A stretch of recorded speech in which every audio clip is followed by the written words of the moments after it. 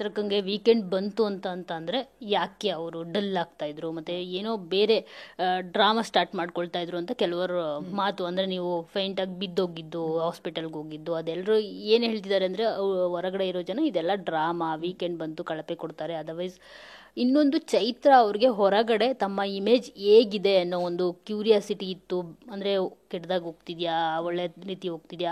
ಅವಾಗವಾಗ ಎಲ್ಲರೂ ಅಲ್ಲಿರೋ ಕಂಟೆಸ್ಟೆಂಟ್ಗಳು ಹೇಳ್ತಾ ಇದ್ರು, ಏನಾದರೂ ಮಾತಾಡ್ಬಿಡ್ತಾರೆ, ಹೋಗಿ ಕ್ಯಾಮ್ರಾ ಮುಂದೆ ನಿಂತ್ಕೊಳ್ತಾರೆ, ಅದನ್ನ ಹಾಕ್ಬೇಡಿ ಇದನ್ನ ಹಾಕ್ಬೇಡಿ ಅಂತ. ಎಲ್ಲೋ ಒಂದು ಕಡೆ ಚೈತ್ರ ಕುಂದಾಪುರ ಅವ್ರಿಗೆ ಭಯ ಇತ್ತಾ, ಹೊರಗಡೆ ನನ್ನ ಇಮೇಜ್ ಹೇಗಿದೆ, ಏನಾಗ್ತಿದೆ ಹೊರಗಡೆ ಅಂತ ಹೇಳ್ಬಿಟ್ಟು ಅಂತ, ಅದಕ್ಕೋಸ್ಕರನೇ ಆ ಥರ ಮಾಡಿದ್ರ? ಇಲ್ಲ, ಖಂಡಿತವಾಗ್ಲೂ ಆ ವಿಚಾರದಲ್ಲಿ ನಾನು ಬಹಳ ಸಲ ಸ್ಪಷ್ಟನೆ ಕೊಟ್ಟಿದ್ದೇನೆ. ನಾನು ಬಿಗ್ ಬಾಸ್ಗೆ ಬರುವಾಗ ಏನನ್ನು ಕಳ್ಕೊಳ್ಳುವ ಭಯ ಇಲ್ಲದೆ ಬಂದವಳು. ಸೊ ಬದುಕಿನ ಬಹಳ ದೊಡ್ಡ ಸಂಕಷ್ಟಗಳನ್ನು ಎದುರಿಸಿ ಇನ್ನೇನು ಕಳ್ಕೊಳ್ಳೋಕೆ ನನ್ನ ಲೈಫಲ್ಲಿ ಇಲ್ಲ ಅನ್ನೋ ಭಯ ಇಲ್ಲದೇನೆ ಬಂದವಳು. ಹಾಗಾಗಿ ನಂಗೆ ಹೊರಗಡೆ ಇಮೇಜ್ ಏನಾಗ್ತಿದೆ ಅನ್ನೋದ್ರ ಬಗ್ಗೆ ಯಾವತ್ತೂ ತಲೆ ಕೆಡಿಸ್ಕೊಂಡಿಲ್ಲ. ಹಾಗೇನಾದ್ರು ತಲೆ ಕೆಡಿಸ್ಕೊಳ್ಳಾಗಿದ್ರೆ ಖಂಡಿತ ನಾನು ಬಿಗ್ ಬಾಸ್ನ ಆಯ್ಕೆನೇ ಮಾಡ್ತಿರ್ಲಿಲ್ಲ. ಯಾಕಂದ್ರೆ ನಂಗೆ ಎಲ್ಲರೂ ಹೇಳಿದ್ರು ಬಿಗ್ ಬಾಸ್ಗೆ ಹೋದವ್ರಿಗೆ ಯಾರಿಗೂ ಒಳ್ಳೆ ನಿಮ್ಮ ಬಂದಿಲ್ಲ, ಎಲ್ಲರಿಗೂ ನೆಗೆಟಿವೇ ಬರೋದು ಅನ್ನೋ ಥರನೇ ಮಾತಾಡ್ತಿದ್ರು. ಹಾಗಾಗಿ ನಾನು ಆಯ್ಕೆನೇ ಮಾಡ್ಕೊಳ್ತಿರ್ಲಿಲ್ಲ ಭಯ ಇದ್ದಿದ್ದಿದ್ರೆ. ಇನ್ನೊಂದು ಯಾರಿಗೂ ಗೊತ್ತಿಲ್ಲದಿರೋ ವಿಚಾರ ಏನು ಅಂತ ಕೇಳಿದ್ರೆ, ನನಗಲ್ಲಿನ ಫುಡ್ ಸೆಟ್ ಆಗ್ತಿಲ್ಲ. ನಾನು ಒಂದು ಅರ್ಧ ಗಂಟೆ ಕಾರಲ್ಲಿ ಕೂಡ AC ಹಾಕೊಂಡು ಓಡಾಡ್ತಿದ್ದವಳಲ್ಲ. ತುಂಬ ಬೈಸ್ಕೊತಿದ್ದೆ ಆ ಕಾರಣಕ್ಕೆ. ನಂಗೆ ಅಲ್ಲಿನ AC, ಅಲ್ಲಿನ ಲೈಟು, ಆ ಹೀಟು ನಂಗೆ ಆಗ್ತಿಲ್ಲ. ಆ್ಯಂಡ್ ಎಲ್ಲ ಹೆಣ್ಮಕ್ಳಿಗಿರೋ ಸಹಜವಾಗಿರುವ ಆರೋಗ್ಯ ಸಮಸ್ಯೆ ನನಗೆ ಜಾಸ್ತಿ ಇತ್ತು ಅಲ್ಲಿ.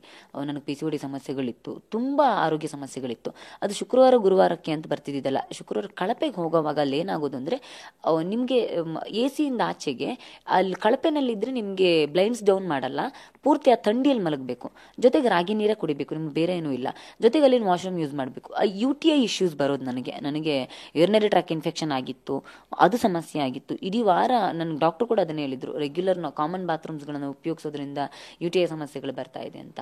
ಆ್ಯಂಡ್ ಹೆಣ್ಮಕ್ಳಿಗೆ ಪ್ರತಿ ತಿಂಗಳ ಸಮಸ್ಯೆಗಳು ಏನು ಬರೋದು ಅದು ಬರ್ತಿತ್ತು. ಆ್ಯಂಡ್ ಹಸಿವಿದ್ದ ಕಾರಣಕ್ಕೆ ಗ್ಯಾಸ್ಟ್ರಿಸೈಡ್ ಸಮಸ್ಯೆಗಳು ಬರ್ತಿತ್ತು. ಪೂರ್ತಿ ಆ ಕಾರಣಕ್ಕೆ ತುಂಬ ನಿಶಕ್ತಿಯಾಗಿದ್ದೆ ನಾನು. ಸೊ ಅದು ಎಲ್ಲರಿಗೂ ಗೊತ್ತಿತ್ತು ಕೂಡ. ಈಗ ಡಾಕ್ಟರ್ ಎದುರುಗಡೆನೇ ವಾಮಿಟ್ ಮಾಡಿರೋದು, ನಾನು ಬೇರೆಲ್ಲೋ ಇದಾಗಿರೋದಲ್ಲ. ಅದು ಯಾವ ಕಾರಣಕ್ಕೆ ಅನ್ನೋದಕ್ಕಿಂತ ಅದು ಅವ್ರಿಗೆ ಆ ಪರಿಭಾಷೆಯಲ್ಲಿ, ವೈದ್ಯಕೀಯ ಪರಿಭಾಷೆಯಲ್ಲಿ ಅವ್ರಿಗೆ ಗೊತ್ತಾಗುತ್ತೆ.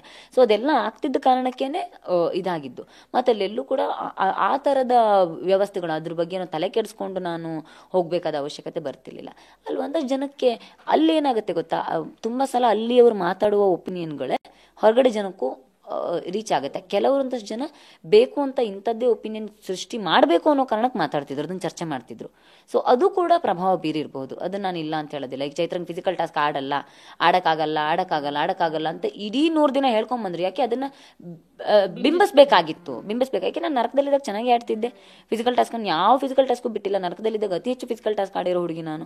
ಸೊ ಯಾವುದ್ರಲ್ಲೂ ನಾನು ಅಷ್ಟೇನು ಸುಲಭದಲ್ಲಿ ಸೋಲು ಒಪ್ಕೊಂಡಿರಲಿಲ್ಲ.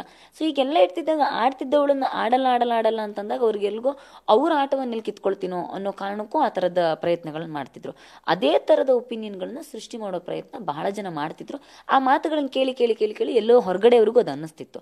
ಸೊ ರಿಪೋರ್ಟ್ಸ್ಗಳು ಯಾವುದು ಸುಳ್ಳಲ್ಲ, ಯಾವುದನ್ನು ಯಾರು ಸುಮ್ಮನೆ ಸೃಷ್ಟಿ ಮಾಡೋದಕ್ಕಂತೂ ಸಾಧ್ಯ ಆಗೋದಿಲ್ಲ. ನನಗೆ ಆ ಟೀಕೆ ಟಿಪ್ಪಣಿಗಳಿಂದ ಆಚೆಗೆ ನಾನು ಏನು ಅಂತ ಭಾಳ ಚೆನ್ನಾಗಿ ಗೊತ್ತು. ಮತ್ತು ಅದಕ್ಕೆಲ್ಲ ಹೆದರೋ ಮಗಳೇ ನಾನಲ್ಲ, ಅದು ಎಲ್ಲರಿಗೂ ಗೊತ್ತಿರುವಂಥದ್ದು. ಭಯ ಅನ್ನೋದು ನನಗೆ ಯಾವತ್ತೂ ಹುಟ್ಕೊಂಡಿಲ್ಲ, ಅದು ಶುದ್ಧ ಸುಳ್ಳು.